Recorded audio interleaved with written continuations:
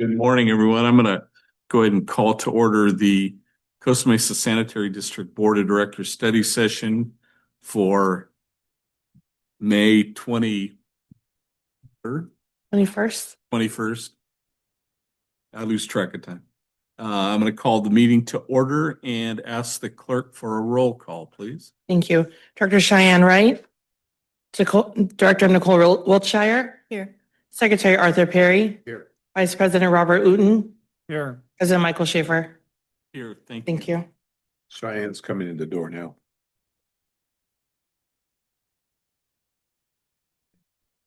Public comments.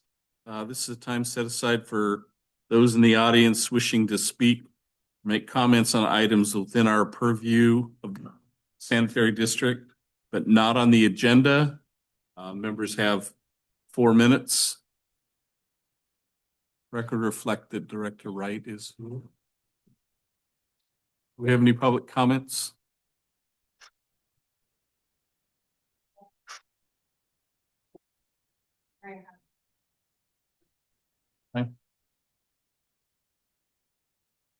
Hi, my name's Sue Lester, resident, former member of the CAC, unceremoniously discharged via email.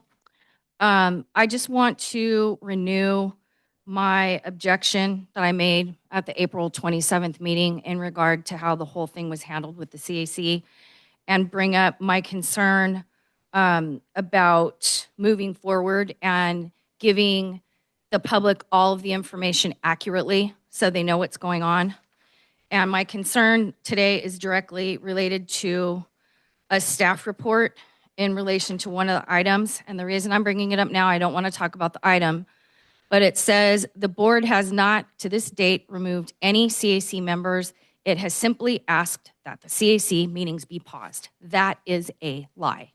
I have an email right here that came from the clerk via General Manager Carol that was delivered to all the CAC members on the 25th that says a lot of stuff, but it basically says board of directors directed staff to temporarily pause all Citizen Advisory Committee meetings and conclude all CAC membership terms effective immediately.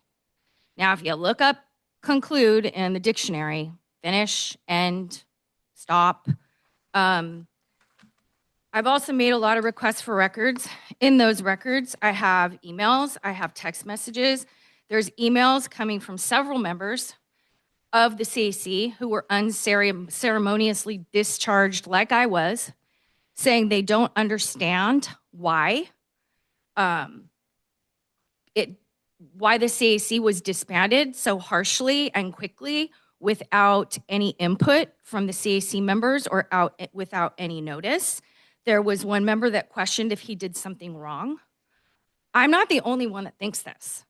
I saw an email or a page over here from Cindy Brenneman, who is also reapplying because she was, for lack of a better way to put it, trashed like the rest of us, and it's not okay. My issue, in addition to the fact the way you guys did everything, is that this staff report is a lie. And I don't understand how you can tell the public that the CAC was not disbanded when there's an email right here.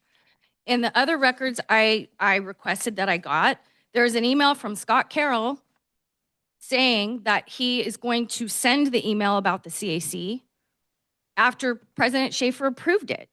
So if everybody knew that it was going to be concluded, how is it that a staff report says that it was never concluded? And I read the part that says, oh, well, reappointing new people takes care of that. But look up the definitions. I also renew, and one more time, bring up conversations between board members. There's text string here.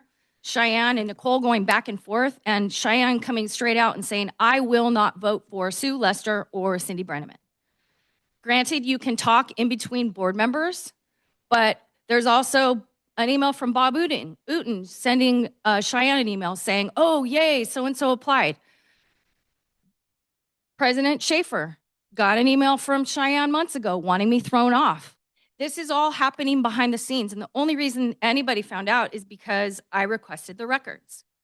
And I've asked repeatedly to be treated fairly. I have asked for things to be said against me to be rescinded and corrected. I've asked to not be retaliated against. I've asked for a lot of things, and I'm getting nothing. So the last thing I'm going to ask respectfully is that you reconsider this, because once again, these things are being brought up. Is that my time, or I have 1 minute? Okay, because you guys usually say 1 minute. You didn't do that this time. Can I give something to the clerk? Okay. I respectfully ask for a stamped copy of this at the end of the meeting.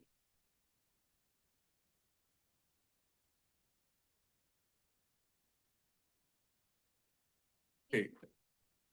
Are there any other public comments? We do have a written public comment, but I'm gonna, since it relates to an item on the agenda, we'll bring that up with public comment during the agenda item. Okay? All right, report on the battery. Oh, wait a minute. Code enforcement. I turned it over before I should have. Code enforcement. Dave? Any further public comment, Mr. President? Sure. Is there any further public comment? No.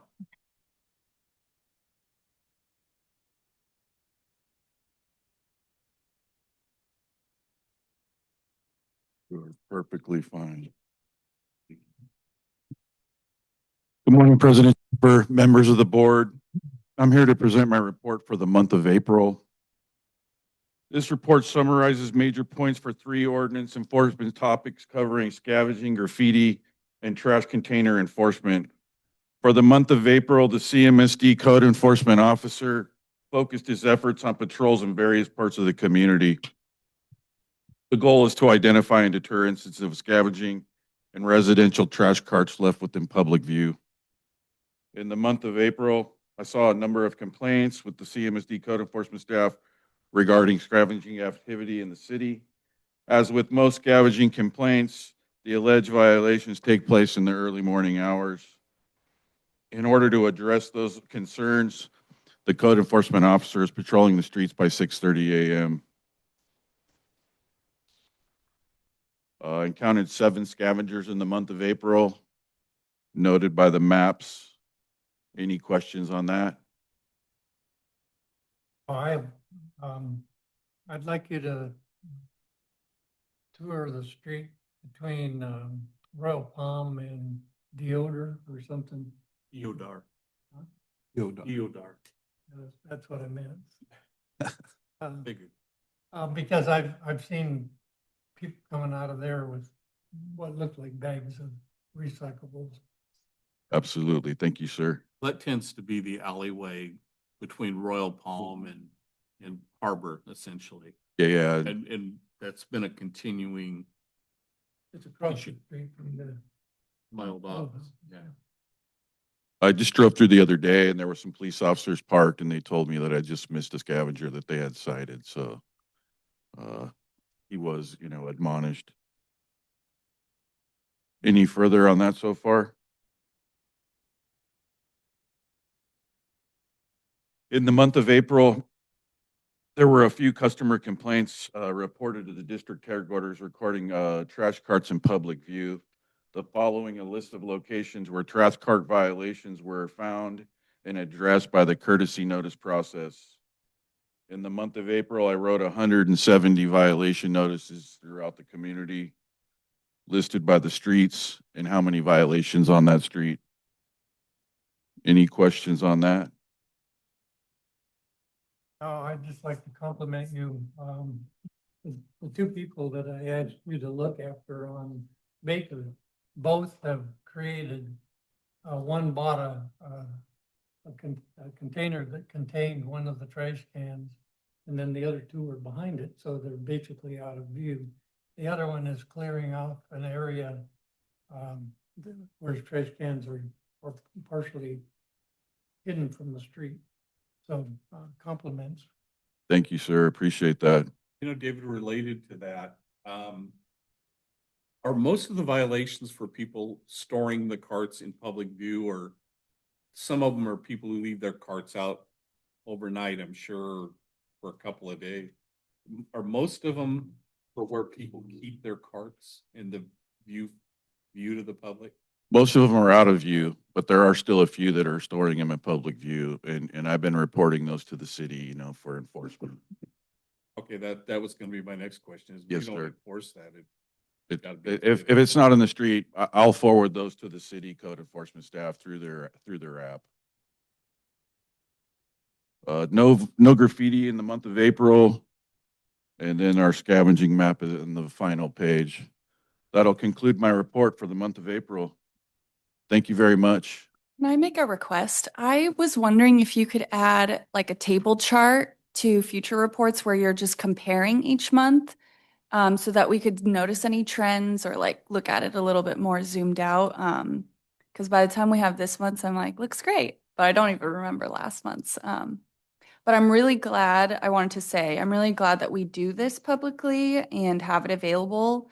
Because a lot of times anything related to like code enforcement on the city level, it's kind of hard. You have to dig for it or any police data. So I'm really glad that we do this on a monthly basis. Thank you. Thank you.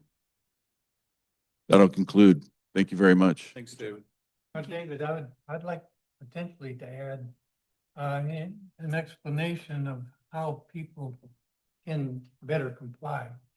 Like the one instance I saw, they bought a container for the landfill cart, and then the other two carts were behind that. They were out of view. And the other one on Baker that you addressed, cleaned all the trash out of that little space beside his driveway, and now he puts carts in there. And maybe some pictures of how people comply. Some grow bushes, in front of where they put the carts and whatever, so. I actually saw in the Wimbledon neighborhoods, north of the 405 communities. I think Home Depot sells like an outdoor furniture type thing. It is, that's what it was. And the 95-gallon cart fits inside there. So they're using those to conceal their carts over there. Some people just may not know how to. I've advised people that they do have something at Home Depot that would help them, store those out of public view. So that'll conclude. Thanks, bud. Thank you. All right, item 2, the battery recycling program. Good morning, President and members of the board. First, I would like to recognize and thank Angela for initiating this year's battery recycling program and Yesenia for preparing the staff report and assisting with the program. So each year, the district invites 33 schools within our service area to participate in the battery recycling program. This year, 21 schools signed up and 19 of those schools actually participated in battery collection. This year's winner, Davis Magnet School, collected 1,495 pounds of batteries and received an award of $1,500. The full list of participating schools, along with pounds collected, is included in the staff report.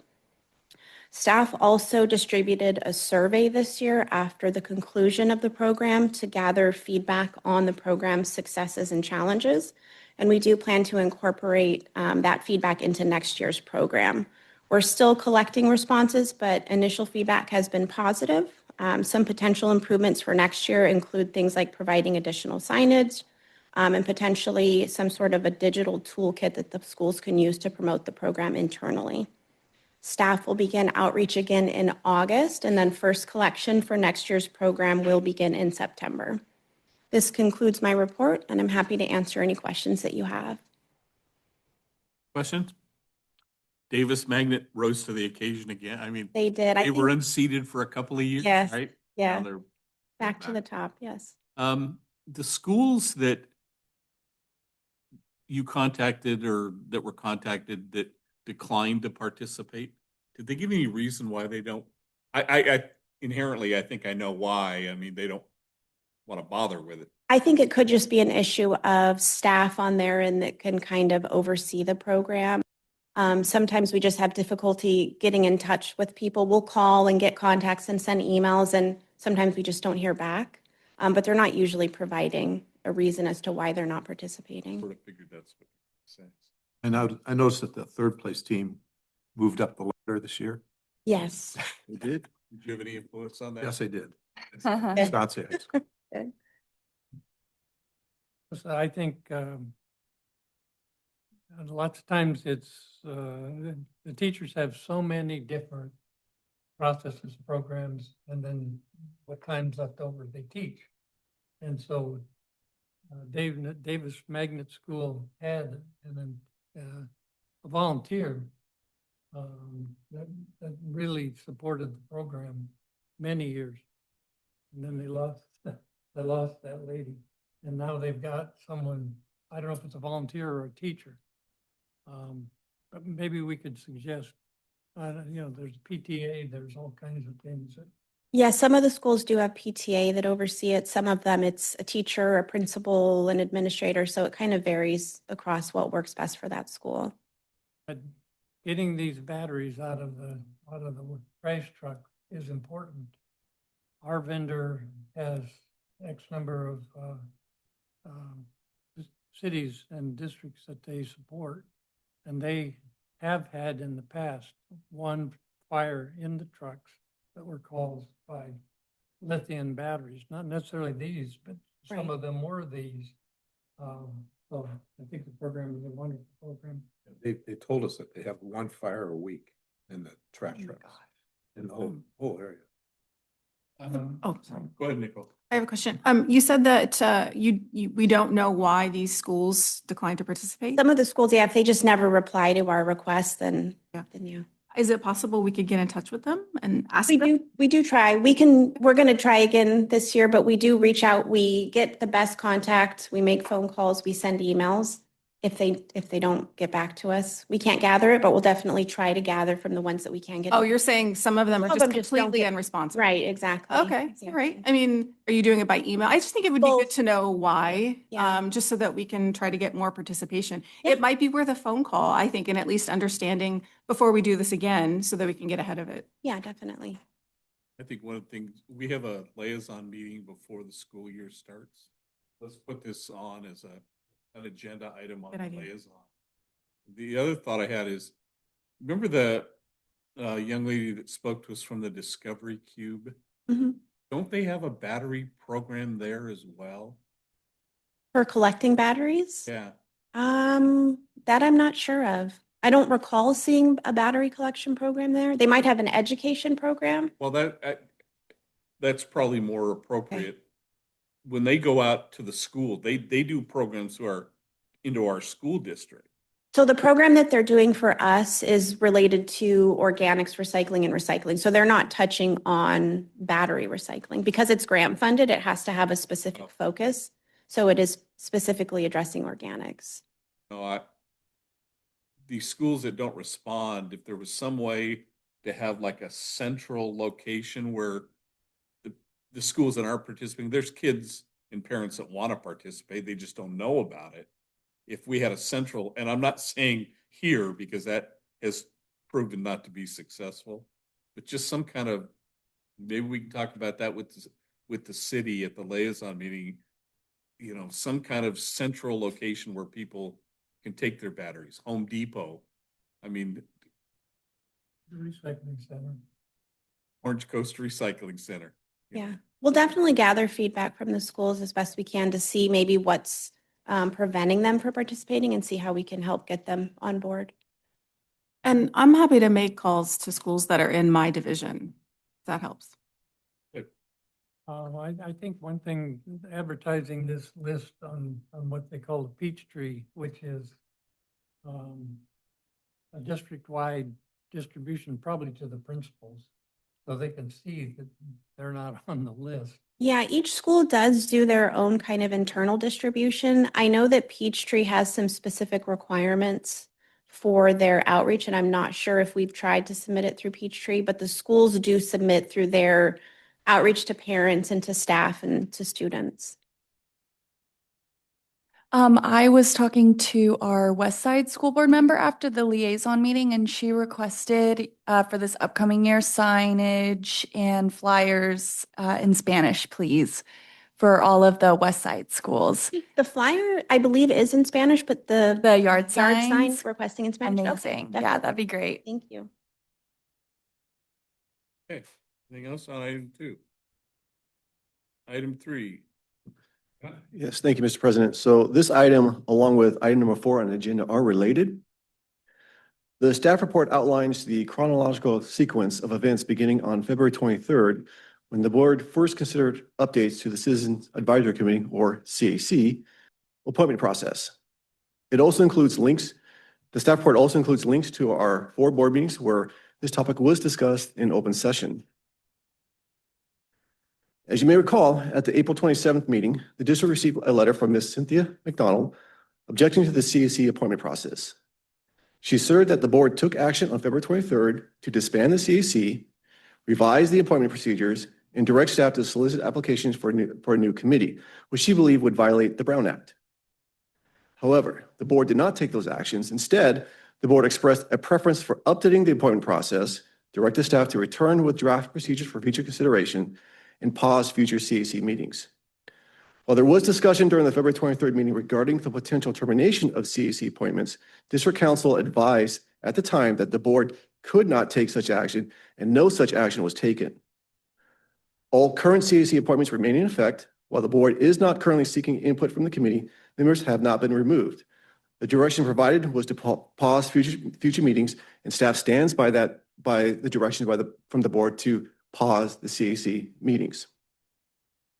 District Council has reviewed the matter and determined that no Brown Act violation occurred.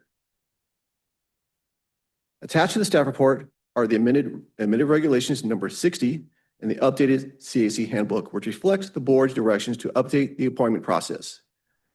These documents were presented to the board on April 14th, at which time additional comments and revisions were provided.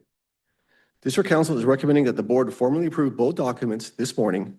Following that action, the board can proceed to item number 4 to consider appointing new members or reappointing existing members to the CAC. That concludes my presentation. Happy to answer any questions you may have. Board? Comments? Questions? I'm thinking that we probably need more time to evaluate what's happening. And I know that some of the CAC members are not present that wanted to be. So I'm suggesting that we consider waiting until the next board meeting to deal with this. Would it be possible to approve like the administrative side, but then wait on appointing new people for a different day since they're 2 separate items? That's the pleasure of the board. I'm kind of thinking we just approve the updates we made to the policy and then the handbook. We already got the draft. We already went through all that. And then we save appointing the new members for a different day. I can go with that. Would you want to make a motion that Sure. unless you have other comments? Well, I'm going to take this through the whole process because we have considerable public comment that needs to be. Well, I have other comments to Yeah, say too. that's fine. We'll do that after we take public comment. Okay. So it sounds like we're ready to take care of the process, just not go through the whole process and appointing this morning. Is everybody, okay. Then I'm going to open the public comment section on this. And I'm going to start with a public comment that we received via email on yesterday, right? Madam Clerk or Scott or Alan, do any of you want to address this email that we received from Ms. Brenneman?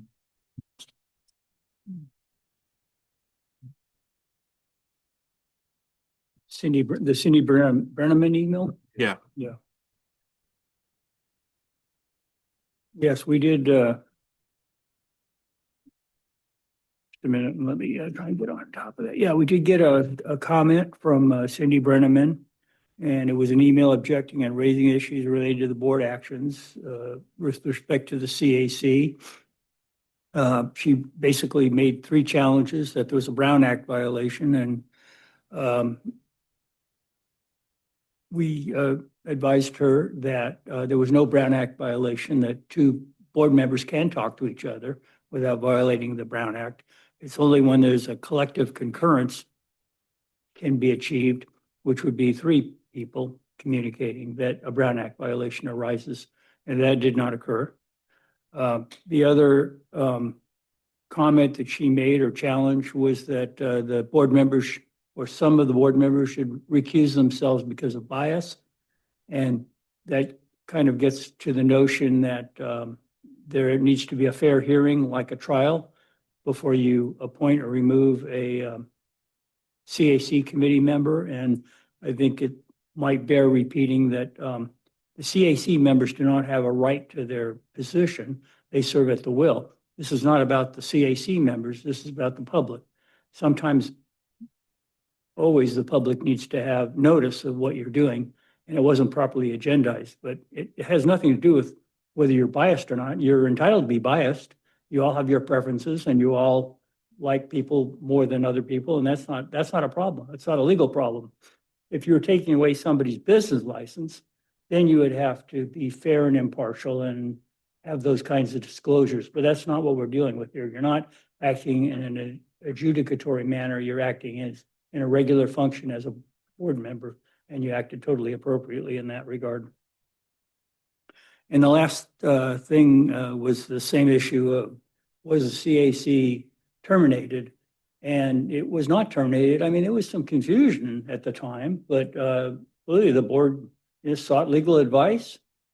We provided legal advice, and the board followed the legal advice. And legal advice was you cannot terminate the CAC members that night. So they asked that the CAC pause their considerations while you consider a new process for appointing members. And that's only a fair thing to say, because if you're not going to listen to their advice, it might be good to ask them to pause their giving you new recommendations, because you're not going to listen to them. So that was fair to everybody, and no violations occurred. And that was said in an email back to her. Thank you. Thanks, Council. Okay.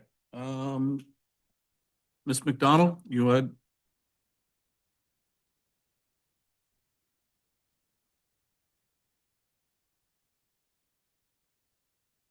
Good morning, Cynthia McDonald, Costa Mesa resident and tax ratepayer. Yeah, I acknowledge that I have not always closely followed the actions of this district or the board, but however, the actions taken over the last several months have prompted me to pay much closer attention. I want to address serious concerns I have with compliance with this board with the Ralph M. Brown Act. First, let's address the board's February 23rd agenda. The agenda did not accurately or adequately disclose the true nature of the action taken regarding the Citizens Advisory Committee. Specifically, it failed to inform the public that the board would consider suspending the existing CAC and discontinuing its meetings pending future determination about whether and how the CAC would continue. Because that potential action was not properly disclosed, the board's action constituted violation of the Brown Act. It was improper. Subsequent actions flowing from that decision are subject to the same legal concerns. The February 25th email terminating the members of CAC is evidence that action was taken based on direction given by the board at the February 23rd meeting, not at a future meeting. Second, today's item. I've reviewed correspondence between board members regarding CAC applicants, including written communications outside of public meetings. Ms. Wiltshire, Sue is in your div. Yes, I think Cindy is in Bob's. Right. No way I'm voting to approve either of them. Right. We don't need them. Look how many qualified women we've been able to find. Wiltshire, I don't want anyone on the CAC who is relentless about making everything about themselves.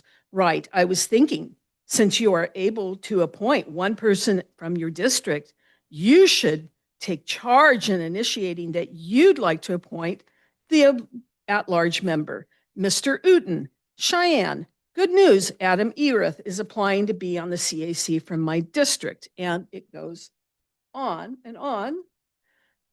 This type of communication raises serious concerns regarding what is commonly understood as a serial meeting conducted outside of public view. If that's the case, it represents another violation of the Brown Act.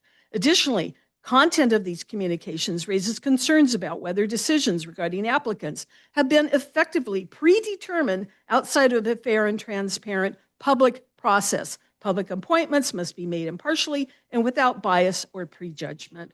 For that reason, I request that any board members who have demonstrated a fixed or predetermined position regarding specific applicants recuse themselves in order to preserve the integrity of this process.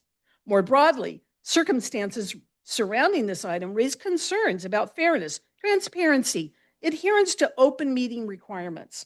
Public confidence depends on decisions being made openly, lawfully, and without undue influence or favoritism. Given these concerns, I urge the board to refrain from taking action on this item today and instead revisit the process in a manner that fully complies with the Brown Act and ensures a fair and unbiased evaluation of all applicants. Thank you. Mr. Humphrey, you want to speak on this item? I'm sorry. I was premature with you. Ms. Lester.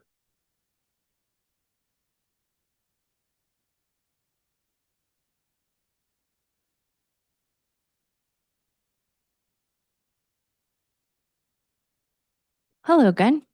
I would like to ask or maybe suggest that since you guys have changed your policy in terms of comment, you used to say 1 minute when time was up. Maybe you guys move this so people can actually see that the time is running. I also think it would be great if you followed the same procedure on all the items on your agenda and you actually had your discussion about the agenda before you ask for public comment. Because it seems like whenever this topic comes up, you take comment first, and then a whole barrage of things are said about people and implied about people after they've had the chance to comment, which doesn't really make it a fair and open process. I agree with everything that Cynthia McDonald said, and I appreciate it.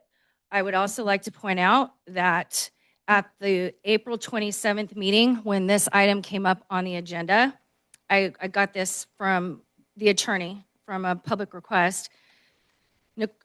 Nicole Wiltshire is texting an applicant during the meeting. Time stamped, date stamped. You can pull it up. See, there were people in the room that saw it. Informing people via text that the appointments were moved to May. She later followed up at a different time outside the meeting to this person about the exact reason why, which is so council, the president thought it was best to push the May so the district council can make a statement that everything was legal. There's so many things going wrong with what's happening. I feel like if anyone else brought up the majority of the things that I brought up, you guys would listen. You've kind of glazed over. Most of you are pissed off at me, and that's fine. Not here to be liked. I do want to renew because it was cut off, apparently. I did give the clerk a cease and desist letter. And I'm not going to read it to you. You guys can read it. And it addresses everything I've been talking about as it relates to getting rid of the CAC because you couldn't get rid of me, her declaring war on me and retaliating against me, emails behind the scenes, text messages, preconceived conversations about who's voting for what. Have your conversations. But I always thought that legally you had to make your decisions in public, that you weren't supposed to make a decision or tell somebody who you were going to vote for or tell another board member what to do. And I don't know what's happening here. It's all very Donald Trump of you. I'm sure the Orange County Democratic or the Costa Mesa Democratic Club is very proud of Cheyenne for getting rid of people who don't agree with her. Because that's essentially what you guys are doing. I have volunteered here for 9 years. I'm the only one not sitting at a desk that hasn't been paid for 9 years of service. And you guys are declaring war on me because I have openly disagreed with some of the stuff that you have said. 1 minute. Thank you for saying that. So You missed it earlier. do the right thing. You know, just because you say you didn't let people go and you say that isn't what happened, like it's in writing. All of your meetings are recorded. Go back and watch some of your meetings and see some of the other things that have been said and that have been done.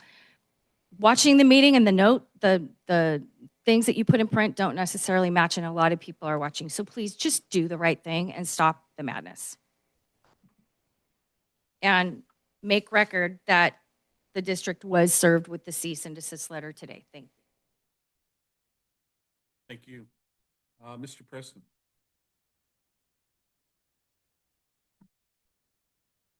Morning, Board. I'm Craig Preston, resident. I'm new at this, so I'm kind of listening and watching. I've been here about 4 or 5 times.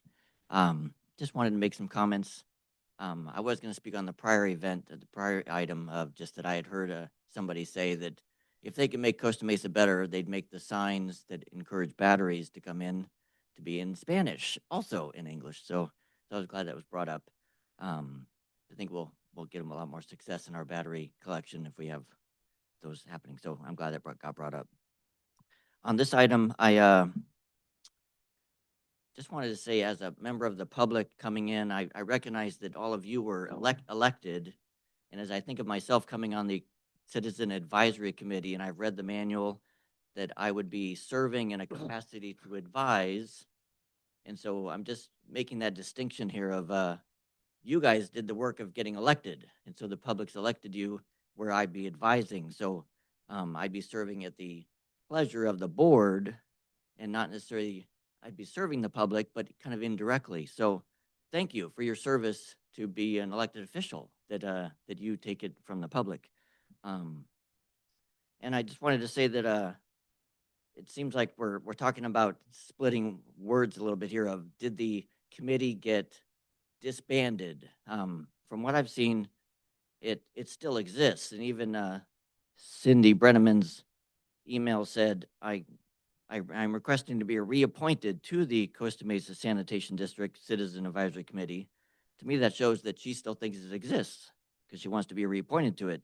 So to me, I'm just taking it that the members were in question of who's going to be on it, which they serve at the pleasure of the board, but that the committee itself was not disbanded because my application was still in place. I was told that my application from months ago is still good. So I just wanted to make those comments that thank you for having a Citizen Advisory Committee. I hope to be on it, but I will serve at the pleasure of the board. Thank you. Thank you, sir. Okay.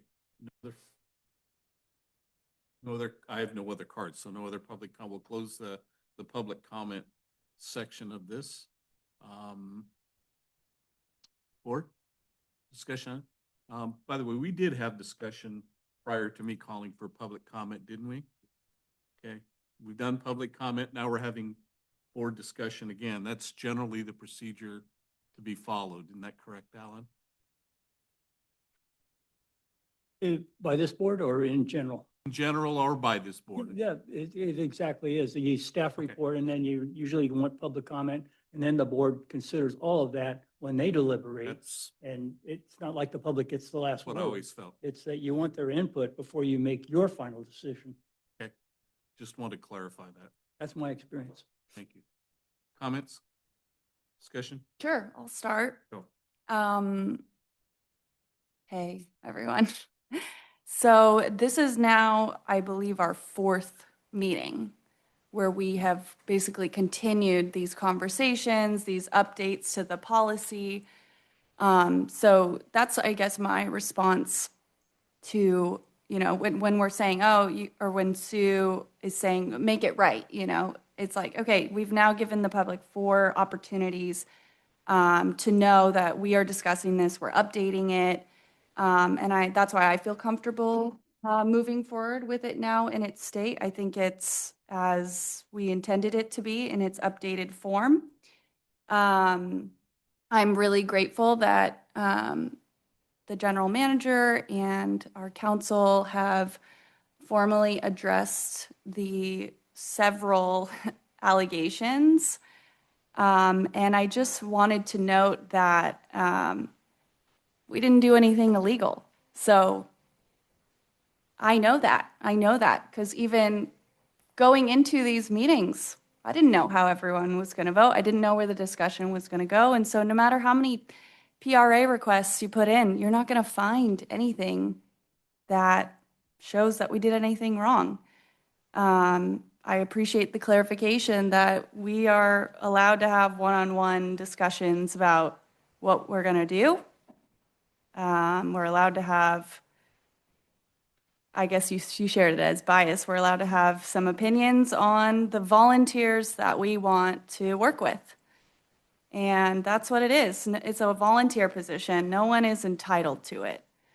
And I think that's become clear that there's a lot of entitlement in this process.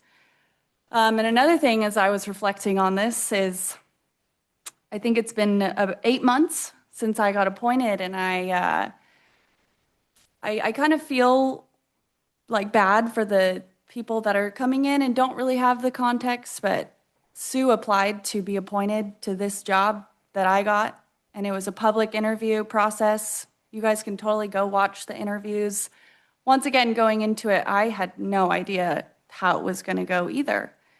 And at the following meeting, at my swearing in with my friends and family here who don't know anything about local government, Sue gets up and accuses the board of doing illegal behavior, accuses me of doing illegal behavior.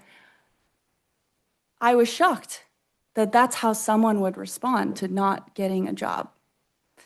And then I realized, oh, that's just how she reacts when things get done that she doesn't agree with.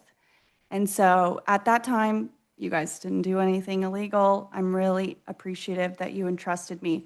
But that's what I didn't know. I didn't know you at all.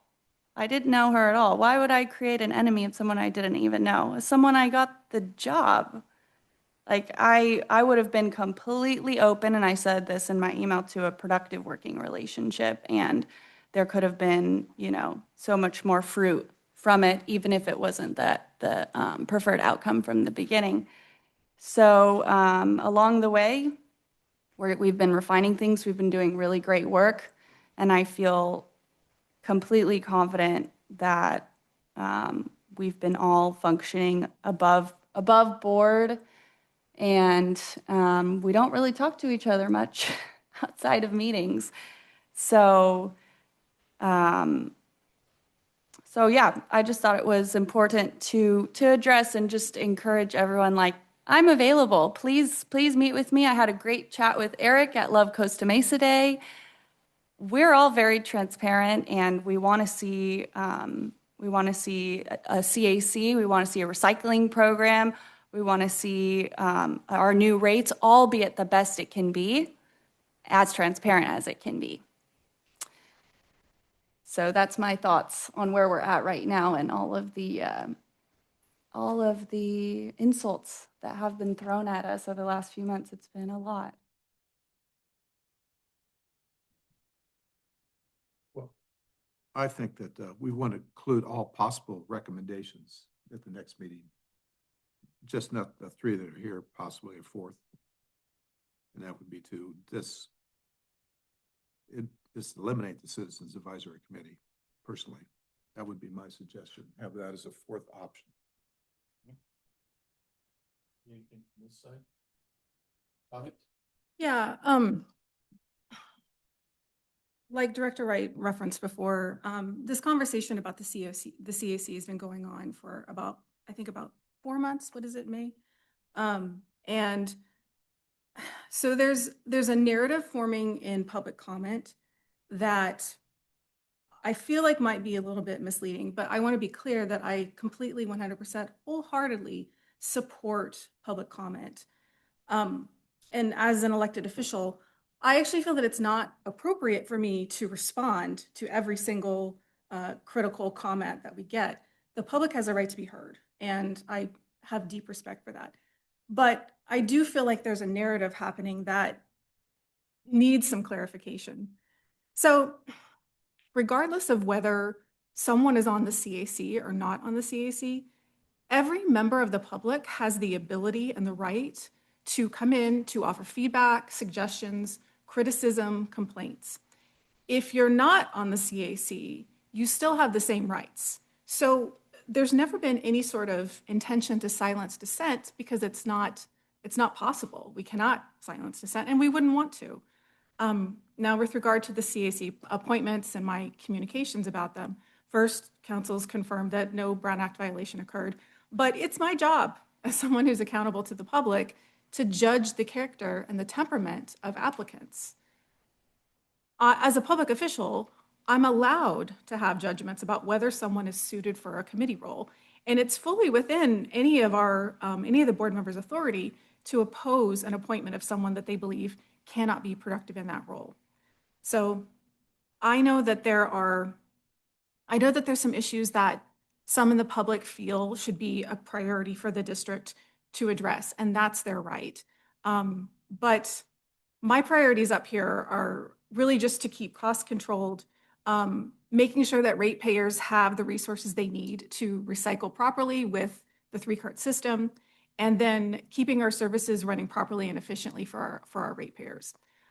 My district email is always open, by the way, if for feedback from the public. By the way, it's nwiltshire@cmsdca.gov. And I'm happy to participate in any discussion that I believe is in good faith. So if you have thoughts, you're more than welcome to email me. That's it. As I've heard the comments, I went on AI to ask some information. I suppose I could have Googled it, but there's a good governance process that I intend to follow and have followed.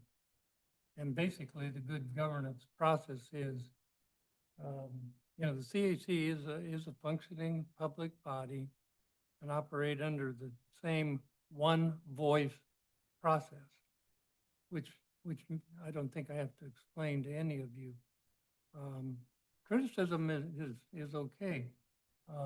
I've read Cynthia McDonald's analysis of the present elections, and I respect that and I appreciate that. She made one comment that I would like to ask the attorney about, and that is, have you concluded that any of this has been a serial meeting?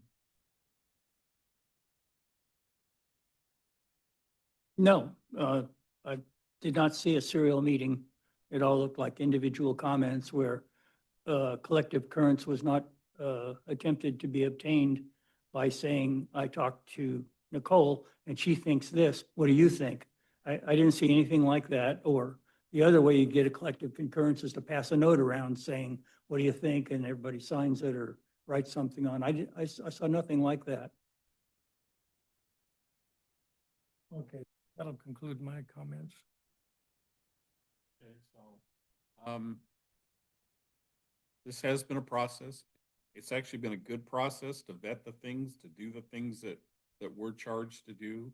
I'm very encouraged to hear that all of our board members agree that we're up for criticism. And we should be up for criticism. That's part of having the authority to do what we do. It's been a process that, quite frankly, has taken the focus of this board of directors away from what we need to be doing as a board of directors. We have a substantial rate increase that we're having to do, and we've sort of lost that. We've got some engineering projects that need to be done, and they've been put sort of on the back because we've been focusing on a committee that is advisory. Mr. Preston said that very clearly, and I appreciate that. It's advisory. We are not obligated to make sure that the CAC is happy. All right?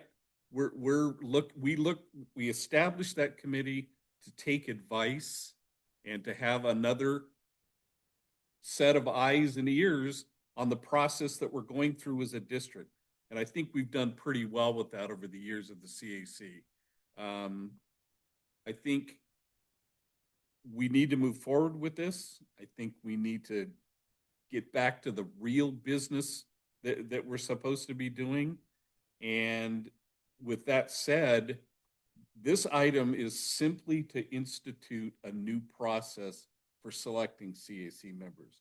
It's got nothing to do with continuing the CAC, or it's got nothing to do with the members that we appoint or up to appoint. It's simply to put in process, put in code what our new direction is for appointing members. Okay? I see no reason we can't taken action on this morning. I've asked the general manager and council if we can take a vote. And because we've met all the requirements of the Brown Act, we are able to take an action on this item at a study session. I've had that cleared. So I guess what I'm going to ask all of you to do is to either take action on this item this morning or continuing out like's been suggested. What do you want to do? If it was, my suggestion would be to eliminate the CAC at this meeting. Eliminate it completely from the process. But we can still bring it back at another time if it's needed, because we needed this for different reasons when we first established it. So you're in favor of eliminating it as a part of the whole district? As of right now, but still have the staff recommendations, way that we go about point one another time, but eliminate it right now. We'll have to come back and do that again if we reinstitute it. That would be my motion, but I don't know what everybody else thinks. So we have a motion to disband and end the CAC. Motion President? to add that as a recommendation in the following staff report, so we would push the entire thing, not actually take action, Well, are you right? Well, moving to I thought you said that we would consider that, doing that. we can. Can we do that, Alan? I think not to disband or terminate the CAC, that's not on the agenda. You're going to reestablish the process. At the next. I was just gonna ask that. Got it. I took it as he was saying. That's why I said add it as the number 4. All right, so staff recommendations that we have: approve administrative regulations number 60, approve the Citizens Advisory Committee handbook, and consider appointing new members consistent with the process described in AR number 60. We would add a number 4, discontinuation of citizen.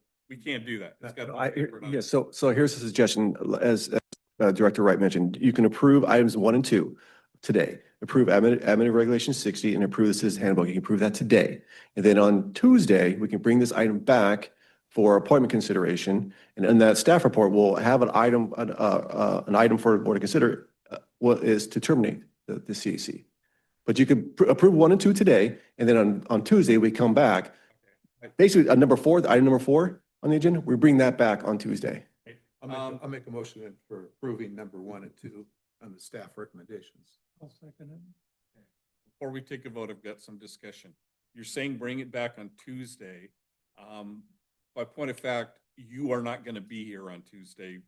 You have an excused Yes. missing.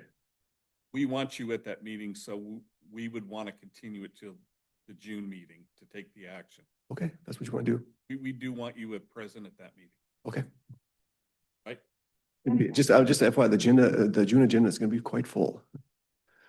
It's That's good. what, Okay. that's what we get paid. Okay, just to let you know, it's going to be full. It's pretty big. All right. I'm down to discuss now, though, like, I don't really want to disband it. Like, I feel like I've fought for it so much at this point and have really tried to find qualified applicants. However, I do see like it functioning more as an ad hoc committee dedicated to specific projects, like the rate study when it came out, or our recycling program, things like that. I've seen that work well and be like a more efficient use of staff time too, on the city side. So going into it, I'm torn, and but at the same time, it's taken so much time, energy. It's become this huge dramatic thing. It's become a platform for people. It's like maybe just a pause and a fresh start is kind of what it needs. And so I would be I'm not going to be the one to like be against it if everyone feels that it's best to go that way. We have a motion and a second to approve the staff recommendations 1 and 2, and a relook at the June board meeting. And then basically, yes, we bring back item number 4 on the agenda to June meeting. Are you opposed for making this on the June study session? Just to kind of lighten up the agenda. Are you opposed to that? I'm not opposed to As long as it's posted. correctly. Yeah, okay, that'll be June 9th, I believe it is, right? Today, the study session, let's do it at the June study session. Okay.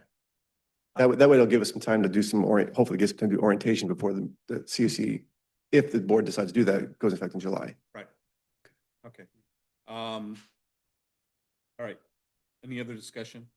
I would also like to see if we could, if we could keep the CAC. I'm not yet to the point to where I want We would to let it decide. go. Sure. I'm just voicing my support for our connection to the community, and the staff has also indicated that it's very helpful for them as well. All those in favor of the motion? Aye. Opposed? That motion carries unanimous. That was for items 1 and 2. Items 1 and 2. Staff recommendation 1 and 2, Yep. and then 3, we're suggesting a 4th. Would we need to, just a friendly amendment, would we need to add into the staff report if we wanted to possibly lighten up the cadence of the meetings? Or is that administrative enough in nature that we could just do it? We can. Okay, cool. Maybe that's a good compromise. Yeah. We'll see. All right, so that takes us to item 4, which we've decided to continue to the Right. June study session. Right. We do have a request to speak on the item, a public comment. Is it okay to hold that to when we actually do we're not going to do item number 4 this. I was just going to say, if you'd like to make your public comment, we can go ahead and do that. Right.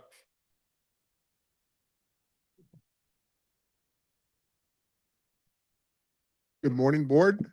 Jay Humphrey, Costa Mesa resident. I note that in the list of applicants, my name is not included. It's interesting. I submitted my application in December. You guys noted that it was missing on the last meeting, and in fact, it was one of your reasons why you moved it forward, and we're still back to the same place. And that tells me that either one of two things is true. It's either an administrative error, which happens, or I've been disqualified for some reason unknown to me. So I don't know which one of those answers are the real answer, but they exist. First off, I want to make sure that we're clear. I believe that a CAC is absolutely necessary for anybody, any governing body that in fact does public service, to make sure that they are constantly reminded of what's going on. Both positive and negative commentary is the advice that helps this board make the best decisions possible. And to in any way, shape, or form interfere with that is a problem. Secondarily, if in fact you have that CAC, you need to make sure that you hear what they say and that you in fact hear the public as well, as was just easily said earlier by the board, that everybody always has the right to free speech and to make sure they make comments to their governing body, because the only way the governing body works, the only way democracy works, is that dissent as well as positive comments are heard, addressed, and affected. Because I've been aware recently that there may be some sentiment that the CAC should not exercise their free speech rights, I am going to remove my application from this board, so you won't have the problem of deciding whether to include me in the list or not. You couldn't appoint me, even if you wanted to at this point, for the simple reason it'd be a violation of the Brown Act, as I'm not included in the list that you submitted to the public. So therefore, you can't do anything with me at this point. I understand that. Just like you can't do that for anybody else who's not on the list who may have in fact been lost in the system. So I urge this board in all time to take even dissent they don't like to hear and make sure they address that dissent honestly, straightforward, because it makes the board better in the long run. And that is my goal. So I apologize for that. Please keep the CAC in place, because the CAC should in fact be an actual service to this, but make sure you listen to it and make sure you take action appropriate on it. Thank you. Thank you, sir. You've indicated to speak on item 4 about CalPERS. No. That's item 5. Okay, so this should be 5. Okay, thank you. All right. So Can we at least confirm we did receive his application? We did receive his application. It just was inadvertently not added to the list. Just making sure. So he's He still doesn't eligible. he lives in Costa Mesa or something. Yes, Ms. Humphrey, you are still eligible. you are still eligible. Do you still, you are still eligible. We did receive it. It's on record. I've removed my application. I have removed my application. Hey. Madam full Clerk, circle. did you hear that? Okay. All right, then we're gonna jump to item 5. He's moving his application. Yes, put that in the minutes. Okay, good morning, Mr. President and Board.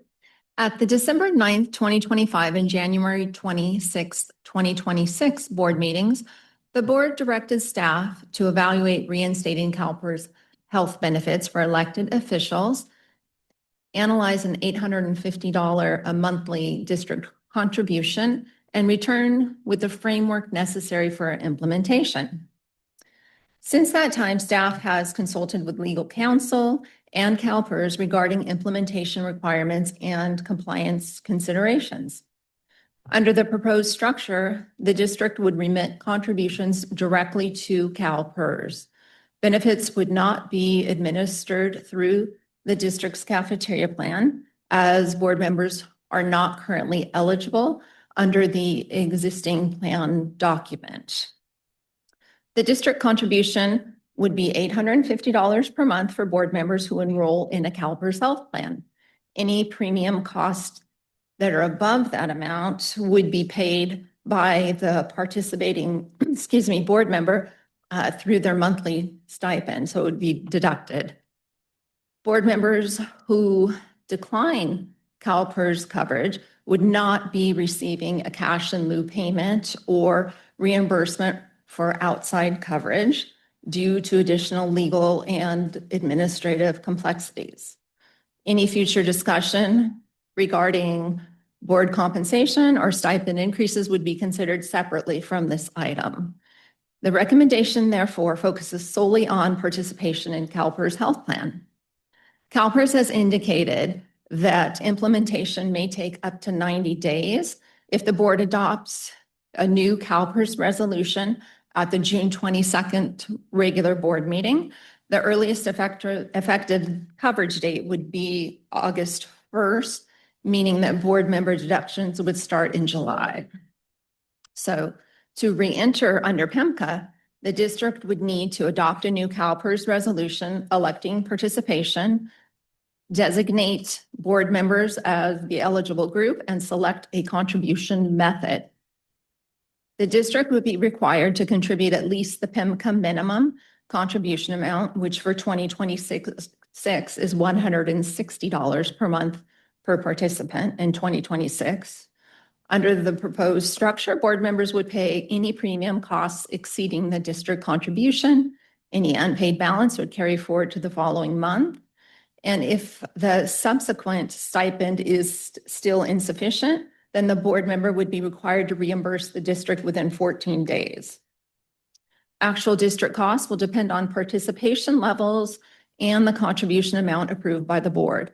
Under the proposed $850 monthly contribution amount, estimated annual costs can range from approximately $10,200 for one participating board member to approximately $51,000 if all 5 board members participate.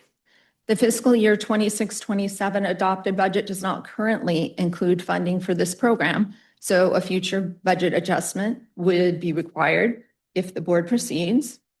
Staff anticipates sufficient unspent 25-26 funds to cover the initial implementation costs. The report also includes examples showing the impact of potential future contribution increases of 5% and 10%.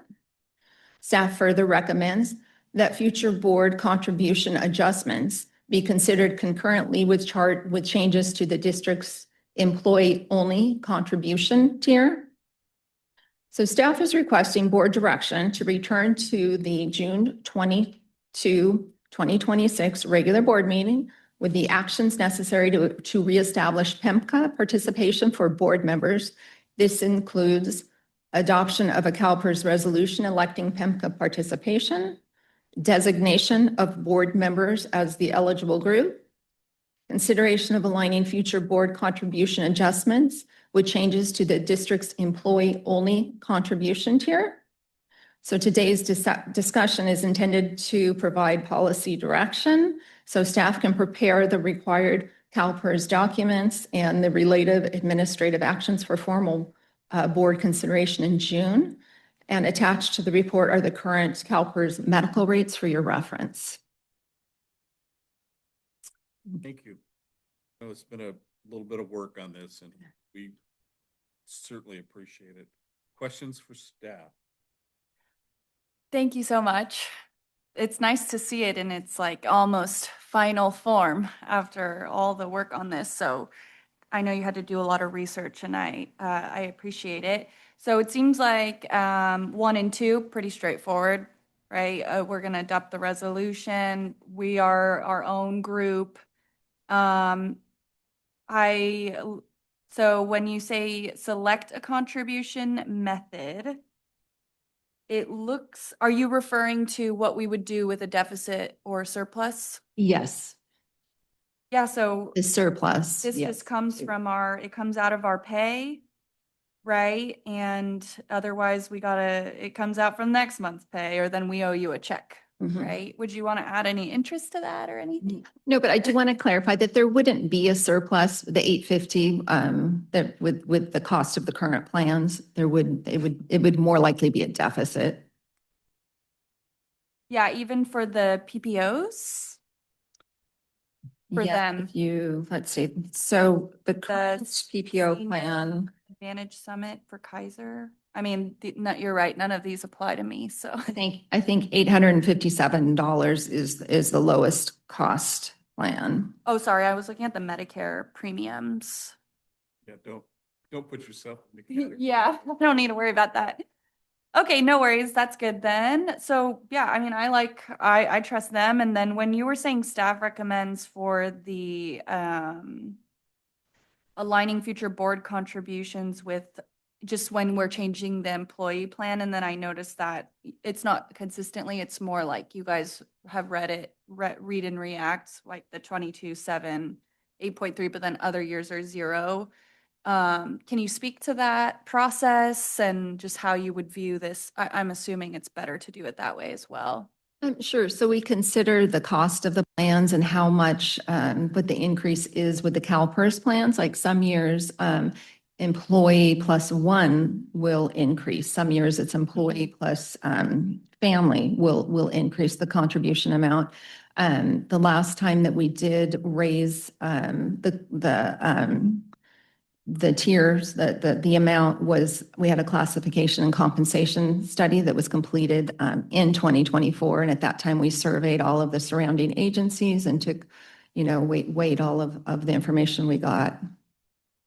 And so that's just a suggestion. The board can do whatever they want. Of course, they can raise their contribution amount, but we just thought maybe that's a cleaner way just to include it with employee only contribution increases, because that aligns more with the market and what, the percentage increases of the plans. So that's great. So for discussion, I'm totally willing to go with staff recommendation on that one. Let them, as they're studying for the staff, just let them apply it. Or I'm comfortable saying no automated contribution adjustments. It would have to come back to us and we'd have to increase it ourselves based off of research maybe that you've already done for staff or something. But yeah, otherwise this looks really, really clean, really good. It's funny how long benefits take, huh? I do that at my company too. What I'm clear, the 850 is the baseline that, let's take the broadest example. 850, all five of us would get 850 paid towards a plan. that If we- you opt to enroll in a CalPERS health plan, yes. And for the Medicare ones, which would apply to three of us, and I won't mention which three are eligible for Medicare, we would actually be below the 850 threshold. Every plan is below the 850 threshold. So that's just it's an administrative thing, basically. But for the younger members of the board that would select from the basic coverages, there are none that are less than 850. They're all higher. The district would pay 850, and the balance would be deducted from the monthly stipend. And if no stipend was earned during the month, it would carry over. Yes, to the next month. And then if it was still insufficient, then the board member would pay out of pocket.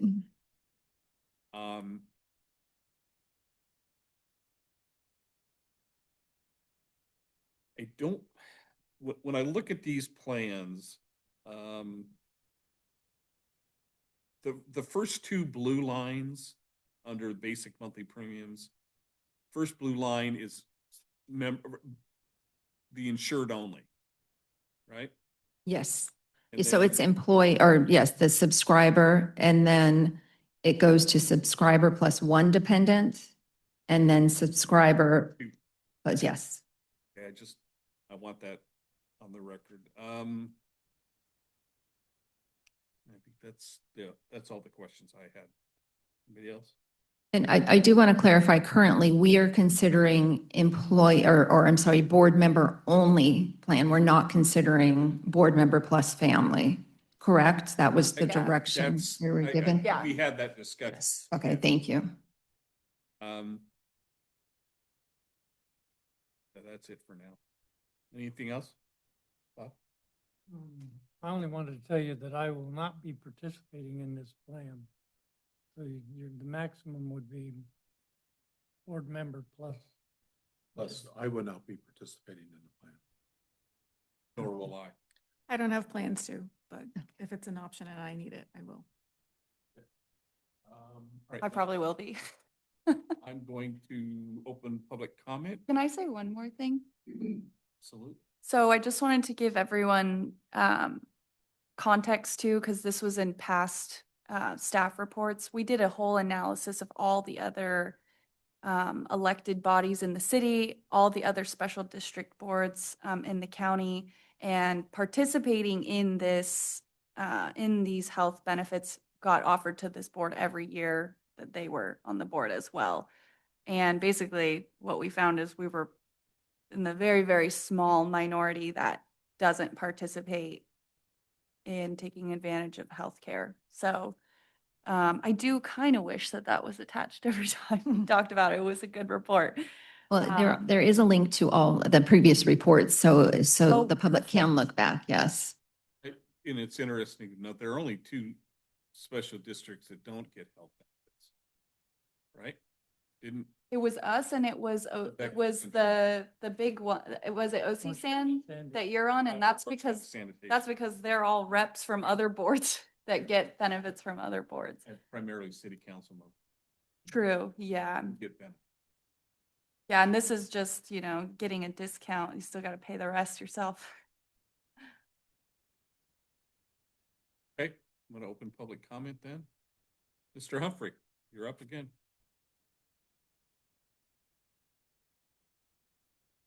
Morning again.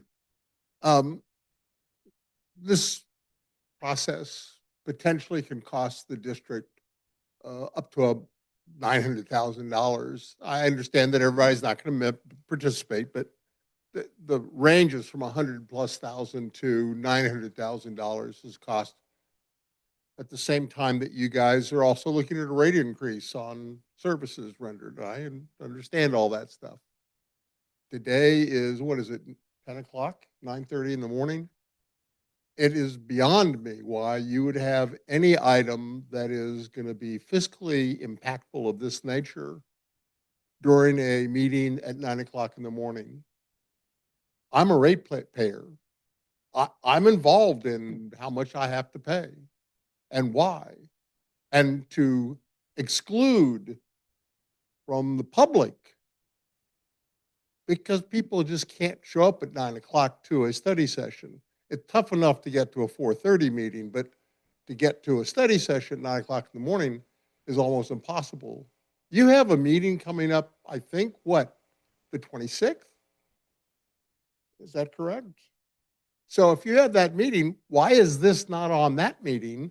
Why is this not shared with the public in a way that is more meaningful? I, for one, reject any kind of activity that in fact reduces transparency, that reduces the public's knowledge of what's going on. And I don't argue with whether you can or can't do what you're doing at the time you're doing it. Don't misunderstand me. I'm not saying that that's something you can't do, but to pick a time, to put it on an agenda item at a time when nobody who could actually participate, what you're doing is you're closing down transparency. It's one of the reasons I removed my name from the CAC, because I believe that should be in place. That CAC should be there, but it should also be able to be free of what it has to say to, in fact, give you the best information. The same is true as the public getting the best information they can get. And any hint of reducing that is just not, it's anathema to my way of thinking relative to good governance. If you're going to be good governors, be good governors. That means taking the hits as well as taking the accolades. That's all there is to it. And the same thing is true as 9 o'clock in the morning. The people who are here right now are people that are really intensely associated with the ideas of what's going on. And most people aren't here because they got to work. They got to make a living. So I would ask that you move this item to that afternoon, and maybe nobody will show up, and maybe nobody will make comment, but they don't have the opportunity at 9 o'clock in the morning that they have at 4:30 in the afternoon. For that reason, I've always appreciated the council's meetings at 6 o'clock, because that's always pretty much after everybody gets home, and people can get to those meetings without violating their own work. And we all, every one of these guys works hard, every one of you guys. You know, do I ask you to violate your work to participate in something I want? The same should be true to your side. So please, you're talking about a substantial amount of money. You're talking about changes in your policy that refer to money, and you're looking at costs that are going to go up because of projects you've got to do, already commented in this meeting, projects you got to do, and a rate increase you've got to deal with. 1 minute, Jay. You have 1 minute left. Oh, I'm good. I'm done also, but thank you. Just to clarify, we are not taking any action on this item. you're not. This is simply as part of our study session to give information and direction to staff. Once you give direction, you are taking action. By giving direction, you're not actually voting it. Don't misunderstand me. You're not voting on it. They will be able to vote it on that one. But the truth of the matter is by Okay, so taking then- action today, you're telling staff to do all the work it takes to actually process it so you can put a vote at the end to say, okay, click these checks. I mean, that's the way it works. The specific on the thing is give direction. And All right, that's direction, tough. part of direction is action. I agree with what you're saying. Just wanted to clarify. All right. Ms. Lester?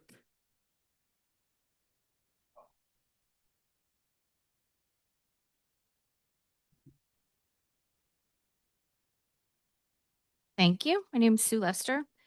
I would like to encourage the board to direct staff to just leave it here. I've been against this since the very beginning. I have decades of work and experience in HR and benefits. And benefits is something that you provide somebody for full-time work.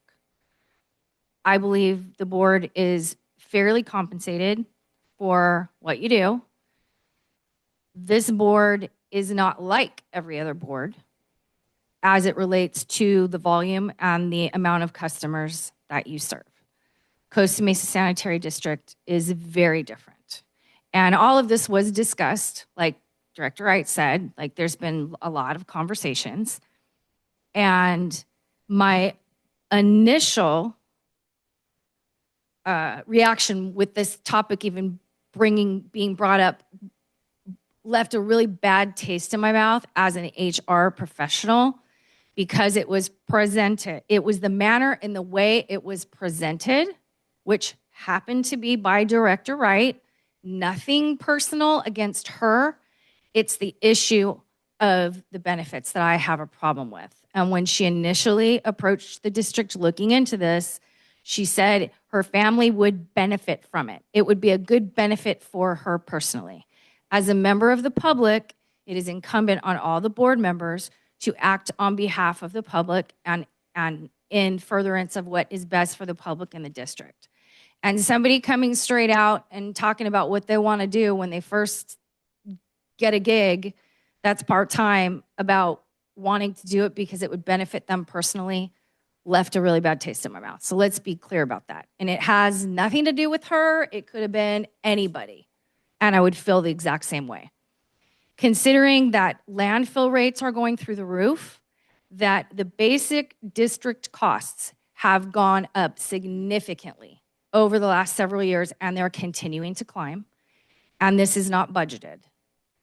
I don't feel it's fiscally responsible at this point to implement these costs. Now, 4 of you have already said you're not going to do it, which leaves 1, which brings the cost down significantly. But 3 of you could be gone next election cycle. And then 3 more people come in and they all want the benefits, and it's an additional financial burden on the district and the ratepayers. And I don't think it's appropriate. So I would like for you guys to abandon that. And in terms of spending a lot of staff time on something, this has taken an absurd amount of time that could have been focused on a preemptive plan to get ahead of the landfill rates that you guys all know the increases had been coming and the existing increases. The last thing I want to point out is the people who are wastewater customers, commercial, multifamily, they're paying the city council benefits for doing all of their work, not related to wastewater. So essentially, people who aren't even solid waste customers are going to get hit with paying 2 areas for benefits when they're not even getting the solid waste services. So maybe you put the cost, if you decide to go forward, all on the wastewater side, because that's at least reflective of all the customers. Thank you. Preston. Good morning, board. Craig Preston, resident. Speaking of item 5 here about insurance, as also somebody that's worked in the HR field, that I'm appreciative that the employees in my company had insurance so that when they need it, I hope they never need to use it, because I think that's true of all of us. We don't want to be injured. But there have been times where I'm ice skating right over here on the fairgrounds and I have a slip and dislocate a shoulder. I'm grateful that I had insurance that they could put my shoulder back in place. So I just want to recognize that insurance is a great thing to have. I'm grateful for the 4 of the members here have something in place. Yeah, I'd like to know that all of you can show up here and do your duty when you need to, if you dislocate a shoulder. So I'm supportive of this effort to have insurance. I'm thinking even ideally, the company I worked for used to give it for dependents. I know that is typically for, as Ms. Lester said, for full-time work. But also, yeah, all of us don't want to be hassled with our dependents being ill and we can't have them get care. So I'm just supportive of this. It doesn't seem like that much money. I know It was mentioned $900,000 over 10 years. Still, in terms of a portion of your total budget, this seems pretty small and won't even be used much. If all of us could be like the four of you and have other options, that'd be great, like Medicare for all. I'm not of age yet, but I would love to be on Medicare. It's a great program. But this would be a way so that we can make sure all of you can show up for work. So, thank you. Thank you for supporting insurance. I tend to agree. Sometimes being on Medicare ain't such a good thing because it means you're really old. All right, so staff, what? Yeah, go ahead.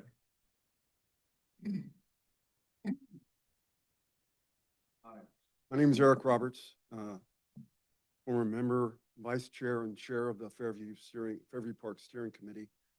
And I've been to many, this city and other open meetings. And as I just did, I've never had a qualifying piece of paper submitted to anyone first before being allowed to speak. So I'm not obviously in theory and practice down with that.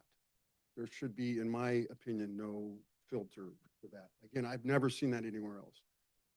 Not that I've been everywhere. More important to this specific item, item number 5, my first general questions, and I do like the informal nature of this board and the staff of just sort of literally answering a simple question, as the president did earlier, with an answer, if you could. So, the title study session speaks, I think, to a majority of your constituents that no action is going to take place with regards to position, paid or not, or volunteer, or money during that meeting. And that is not the place in this study session agenda. So I have problems with that. I like that explained, and that can be after the meeting or what have you. A study session is to study, which obviously item number 5, and the devil's in the details, right? It's not a finished product. So I think a couple directors said, oh, we've been talking about this for 4 months. What you were talking about 4 months ago is not what was 4 weeks ago, let alone today. So it's an evolving process. Now, it's really important when it's of a permanent or semi-permanent nature. If you were to, I like number 5, just for example, if you were to act on number 5 today, whoa, even though that you can bring that up at any given time and the public can ask to discuss that, it would be setting a sort of foundation. Oh, the board passed it already. It has some credibility, just as your terms in office, the power of incumbency, right? So Jay's comments earlier, I pretty much agree with that. Things of import, things money concerned, should not necessarily be discussed in its current title, study session. That does not scream or speak to pretty much anyone that's not in the know that something of import, money decided, lots of money will be decided in that meeting, or even attributed to a future meeting. I do like the time between these meetings, late June for the board meeting, not the next one. You have one minute. Remember. Yes, sir. Thank you. And the other thing was, no, sir. No, sir. I had something else. I probably should have written it down. I've had lots of coffee. I'm recovering from acute bronchitis. I apologize, but I think a lot of what's been discussed today briefly is, I think the board's intentions are good in what they want to do, but I think the method of execution of applying them with transparency, with enough notice to the public, has maybe not been done as well as it should be this year. I was a CAC member for one meeting, and then I was told no more meetings. That was a surprise to me. There was no discussion or anything of that. That's just in short. So I look forward to being on the CAC again and revising that document, the handbook and everything else, and getting these procedures in place. And I believe that the board, every single member, wants to do that too. Thank you. Thank you. Okay. So back to direction to staff. Is there anything else anybody wants to provide, or you guys are good to bring this back in June? I'm curious what you guys think about just staff recommendation number 4, right? So consideration, like, do we want to allow them to evaluate the adjustments as they're evaluating the staff plans? I think that's a natural process. I think we need, if we're gonna have this in place, then I think we need to look at it when we look at the employee. Yeah, I think that's great. I'd like to go with what think that's a she natural thinks is part of it. best. The contribution method makes plenty of sense, is what we talked about in the last meeting. And I'll leave it at that. So we are now classified as employees. No, we're just gonna have our own group. You would be designated board members then would be eligible to get health benefits. That's what the CalPERS resolution will state. Do you want to adhere to the employee handbook? I mean, No, you're no, opening no, a whole no. can of worms to go down that road. Just trying to, Yeah. maybe it's through SDRMA because we're going through some of the same gyrations. There was an opinion from CalPERS that board members are employees, but I'm not going to bring that up this morning because it's not relevant. Okay, so you have staff as direction to move forward to the June meeting. And if there's nothing else, we'll conclude that item. All right, closing items, oral communication, director comments. Nicole, anything? No, I made my thoughts clear earlier about the CAC. Bob? Cheyenne? I had a wonderful time at Love Costa Mesa Day, and the booth was great, and the items were great. People were really excited, and the ladies were great. I was watching them. I had a booth a couple tables over, so yeah, it was great. Thanks for participating in that. I do have something, actually. So Oh, go ahead. Classic golf, we took 9th place in the CIF Golf Championships on Monday, so we had a pretty good season, 18-5, 12-0 in the league. We got a real good team coming back. It's all coaching. No, it's not. It's all coaching. It's all parents. Trust me, it's parents pushing, driving your kids. Right, Jay? I'm just gonna bring that as somebody you did. Just wanted to let the board know that that Director Uten and I have completed our AB 827 requirement on financial matters at last week's Special District Leadership Foundation. They included a 2-hour discussion. I don't know. It's hard to, it was a class for 2 hours, but it was like chaos, jumbled. I mean, it all made sense, but it was just for 2 hours, they threw out all this financial stuff. And Caitlin, I know more about budgets now that it could make me dangerous. Anyway, those certificates have been presented, and wish everyone a very respectful Memorial Day. You had something else, Nicole? Yes, yes.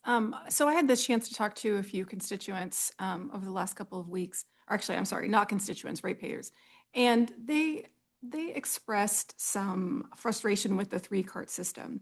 And I think they understood that it's obviously the outcome of why we have a 3-cart system is really important, making sure that the proper things are recycled in the appropriate volume. We want as many things recycled as possible.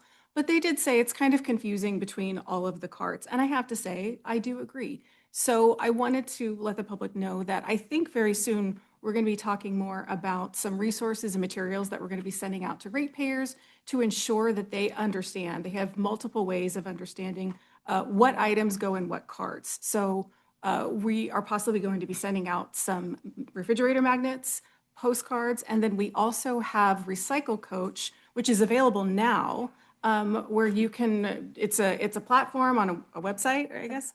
And I think you can type in what it is that you have to throw away. I think you can take a photo of what it is that you have to throw away so that it will help you put the right things into the right carts. But I just wanted to reflect back that frustration from some of the ratepayers that I talked to. If you're feeling that way, I see you. We're working hard to make sure that you have the resources that you need for that.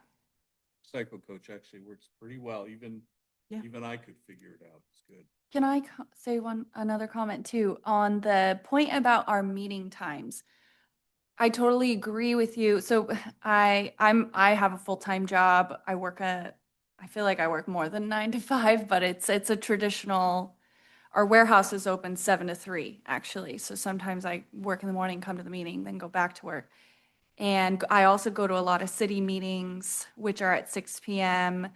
But then I became a mom, and I feel like that just threw a wrench in the whole schedule because evenings started being harder to leave rather than mornings. So here we have our morning meeting, and then we have a 4:30. And I agree with you, like maybe we should push into the evenings more. And I'm often on the city side, especially with like community input events. I feel like they plan things during the day, the middle of the weekday sometimes, and then wonder why, the same 10 people keep showing up. So I hear you, and I would definitely be willing to explore maybe moving both meetings to 4:30 or 5. That would be completely fine with me. And I want to make the schedule work for working people, for people with full-time jobs, for moms, to come and comment and participate and eventually be on the board themselves. So I totally hear you with that. And it's also something that I'm always pushing on the city side for as well. Yeah. Okay. All right. Nothing else. We are adjourned.